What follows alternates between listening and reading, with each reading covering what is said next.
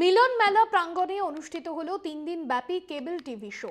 CTM এর উদ্যোগে অনুষ্ঠিত হয় কেবল টিভি শো। এবছর 25তম বর্ষে পদার্পণ করলো এই শো। দেশ বিদেশ থেকে হাজারের বেশি কেবল অপারেটর এই অনুষ্ঠানে অংশ নেয়।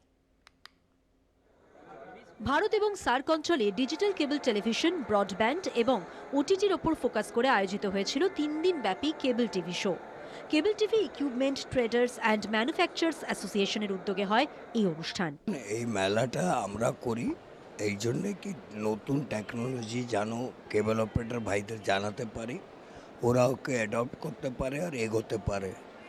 এই যে 3 দিন চললো, আজ লাস্ট দিন, সবাই এখানে মিলিত হয়েছে, দেখাশোনা হয়েছে, কি আছে না আছে জানাশোনা হয়েছে। এবার দেখুন আগে কি এর রেজাল্ট আসে।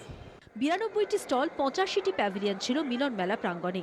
ভারত ও বিদেশ থেকে 10,000-এর বেশি কেবল অপারেটর, এমএসও প্রতিনিধি, ব্যবসায়ী, নির্মাতা, চ্যানেল অংশীদার, পরিবেশক, সম্প্রচারকারী এবং multi system operator cable TV শোতে অংশগ্রহণ করেছিলেন বলে জানান সিটিএম এর সহসভাপতি রাজেন্দ্র প্রসাদ আগরওয়াল।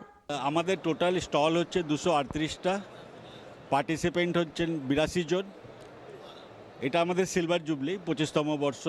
যে প্রযুক্তিগুলো নতুন আসছে সেগুলোকেই তুলে ধরা আমাদের মোটো। সারা বাংলা থেকে তো কেবল অপারেটর আসেনি, আমাদের পার্শ্ববর্তী রাজ্য বিহার, ঝাড়খণ্ড, আসাম, উড়িষ্যা এবং নর্থ ইস্ট থেকেও প্রচুর মানুষ এবার এসছেন এবং বিদেশ থেকেও অনেক লোক আমাদের এখানে আসেন। তাদের মধ্যে ধরুন বড় সংখ্যক বাংলাদেশ থেকে আসেন। 3 দিনের কেবল টিভি শোতে অভূতপূর্ব সাড়া মিলেছে বলে খুশি উদ্যোক্তারা।